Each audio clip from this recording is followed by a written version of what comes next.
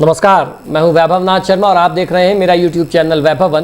पितृपक्ष में भूल करके भी ये 10 काम नहीं किया जाने चाहिए। अगर आप ये 10 काम नहीं करेंगे तो आप अपने पितरों के क्रोध से, उनके गुस्से से, उनके श्राप से, उनके पाप से बच जाएंगे। और किस तिथि पर किसका श्राद्ध करें ये भी जानकारी मैं आपको देने जा रहा हूँ। मित्रों, जैसा हम लोग जानते हैं कि महालया श्राद्ध पक्ष जो है वो आरंभ हो चुके हैं। इस समय सूर्य देवता कन्या राशि में स्थित होते हैं। इस अवसर पर चंद्रमा भी पृथ्वी के काफ़ी निकट होता है। चंद्रमा के थोड़े ऊपर ही हमारे शास्त्रों में ऐसा बताया जाता है कि चंद्रमा से थोड़े ऊपर ही जो है वो पितृलोक है। सूर्य रश्मियों पर सवार होकर के पितृ पृथ्वी लोक में अपने पुत्र पौत्रों के यहाँ आते हैं तथा अपना भाग ले करके शुक्ल पक्ष की प्रतिपदा को सूर्य रश्मियों पर ही सवार होकर के वापस अपने लोक को लौट जाते हैं। पितृपक्ष में पितृगण का श्राद्ध तर्पण करने से पितृ प्रसन्न होकर के शुभ फल देते हैं, आशीर्वाद दे करके जाते हैं। यही नहीं, इससे परिवार में सुख शांति सदैव के लिए बनी रहती है। तो आइए जानते हैं किन बातों को ध्यान में रख करके पितृपक्ष के दौरान आपको अपनी क्रियाकलाप गतिविधियां करनी चाहिए। पहली बात यह है कि मान्यता है कि इन दिनों में पितृ किसी भी रूप में आपके घर आ सकते हैं। भूल करके भी आपके दरवाजे पर आने वाले किसी भी जीव का आप अपमान और अनादर ना करें, इस बात का आपको ध्यान रखना होगा।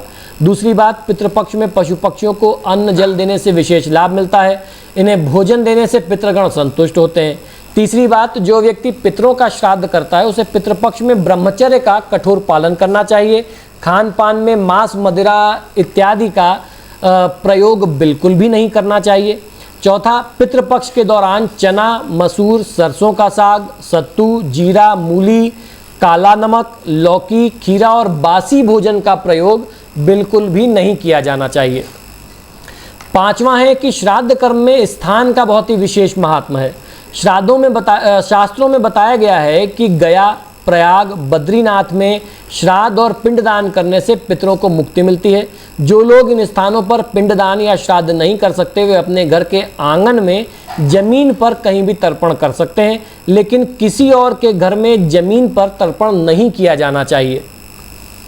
छठा सुझाव, श्राद्ध में तर्पण क्रिया में काले तिल का बड़ा महात्मा है।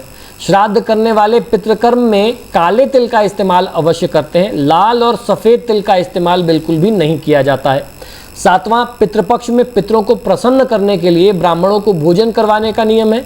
भोजन पूर्ण सात्विक एवं धार्मिक विचार वाले ब्राह्मण को ही कराना चाहिए।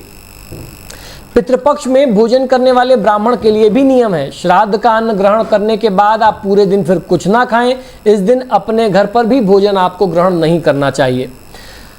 नौवां है कि श्राद्ध के शास्त्रों के अनुसार पितृपक्ष में कुत्ते, बिल्ली और गाय को किसी भी प्रकार की आप हानि ना पहुंचाएं। 10वां सुझाव यह है कि मान्यताओं के अनुसार, शास्त्रीय मान्यताओं के अनुसार पितृपक्ष के दौरान नए वस्त्र आपको नहीं पहनने चाहिए।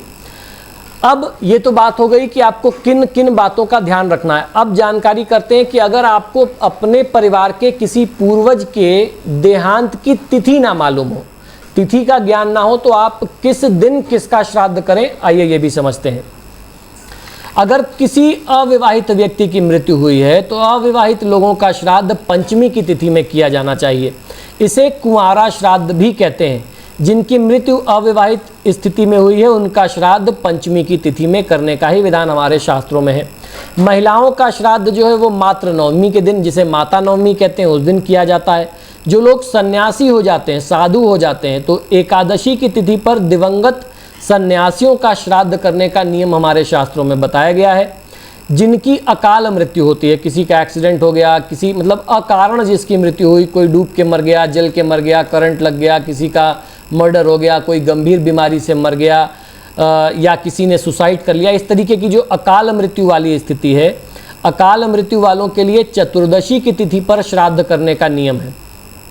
ज्ञात अज्ञात, मान लीजिए कहीं से कोई आत्मा आपके यहाँ आ गई जिसकी आपको जानकारी नहीं है, या परिवार में आप करना चाहते हैं कि और भी कोई जिसको मैं नहीं जानता, मेरे से पहले 100-200 साल पहले कोई व्यक्ति किसी का देहांत हुआ हो, या किसी का ऐसा दोष लगा हो जिसकी आत्मा अभी भी भटक रही है, परेशान हो रही है, अतृप्त है, असंतुष्ट है, ज्ञात अज्ञात कोई भी, किसी भी जात का, किसी भी बिरादरी का, कोई मेरा पड़ोसी, मेरा दोस्त, कोई भी जो मुझसे जुड़ा है, जो मुझसे अपनी संतुष्टि चाहता है, तो ऐसी स्थिति में सर्व पितृ अमावस्या पर सभी ज्ञात अज्ञात पितरों के लिए तर्पण और श्राद्ध आदि किए जाते हैं।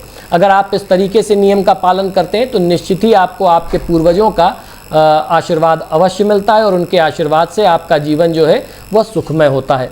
तो मित्रों, आशा करता हूं कि ये शास्त्रीय जानकारियां जो आपको मेरे YouTube चैनल से मिलती हैं ये बहुत ही ज्ञानवर्धक तो है ही हैं, इनको अगर आप प्रयोग में लाएंगे तो ये आपके लिए कल्याणकारी भी होंगी। तो आशा करता हूं कि ये आपको पसंद ज़रूर आती होगी और आप इनको वीडियोस को देखने के बाद ये जानकारी अपने तक रोक के नहीं बैठेंगे, आप इन्हें आगे भी बढ़ाएंगे। और साथ साथ ये भी आपको बताना चाहता हूं कि पितृपक्ष से जुड़ी हुई बहुत सारी इंफॉर्मेशन यहाँ लिंक में दी हुई है, अलग अलग वीडियोस यहाँ डिस्क्रिप्शन बॉक्स में लिंक पड़े हुए हैं, उनको आप ज़रूर देखिएगा, उससे आपको फ़ायदा अवश्य होगा। आप सभी से बार बार आग्रह है कि जब भी आप मेरे वीडियोस देखते हैं तो इनको लाइक और शेयर ज़रूर किया करें, और आपने अगर अभी तक मेरे चैनल को सब्सक्राइब नहीं किया तो प्लीज़ इसे सब्सक्राइब करिए। इसी शुभकामना के साथ कि आपका दिन शुभ हो, मुझे आज्ञा दीजिए और देखते रहिए मेरा YouTube चैनल वैभव वन। नमो नारायण।